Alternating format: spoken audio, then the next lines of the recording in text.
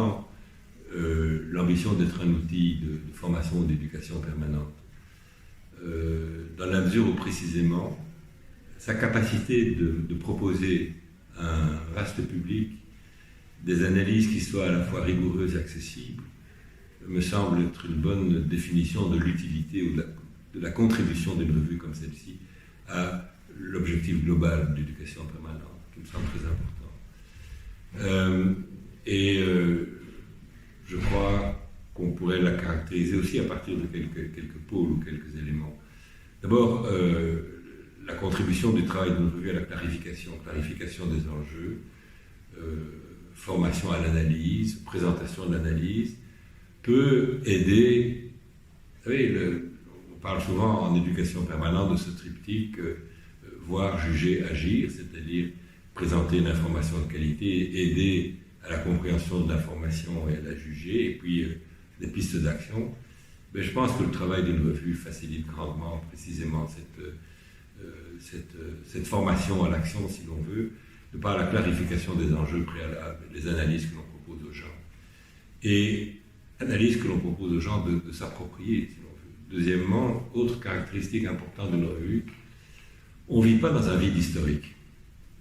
Et je pense que les gens qui sont impliqués dans des activités d'éducation permanente doivent, ou ont l'ambition en tout cas de comprendre le monde dans lequel ils vivent, d'où on vient et où on va.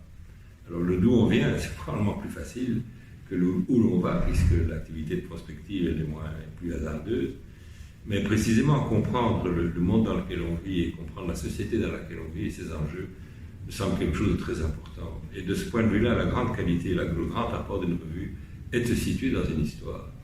Si vous prenez une revue comme la Revue Nouvelle, elle existe depuis plus de 75 ans. Ça veut dire que depuis 75 ans, elle développe une série d'analyses, de commentaires sur la vie politique, sur la vie culturelle, que sais-je encore. Ces derniers mois, la revue a publié un certain nombre d'articles, précisément sur des thèmes qui ont fait l'objet d'une préoccupation continue de la revue. Je pense à l'écologie politique, dont les premières publications et premiers articles remontent au débat sur la croissance des années 70, ou du début des années 80.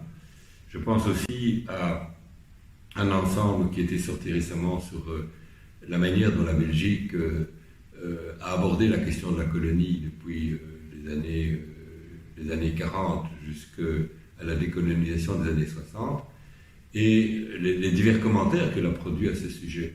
Ça permet vraiment de comprendre, lorsque l'on reprend les choses, la façon dont la société belge s'est située par rapport à ses enjeux et ses problèmes, et ça a permis de mettre en évidence, je dirais,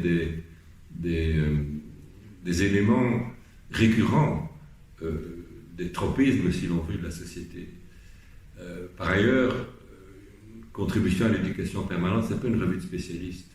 La Revue Nouvelle est une revue au sens noble du terme d'amateur, des gens qui sont capables de produire un commentaire intelligent dans un langage qui n'est pas celui des spécialistes, mais qui permet aux gens de s'approprier précisément des analyses ou des commentaires que l'on fait. Ça me semble extrêmement important. Et à ce titre-là, je pense qu'elle est avec succès, et qu'elle devra rester une revue d'éducation permanente, ou avoir ce souci en tout cas, qui est tout à fait.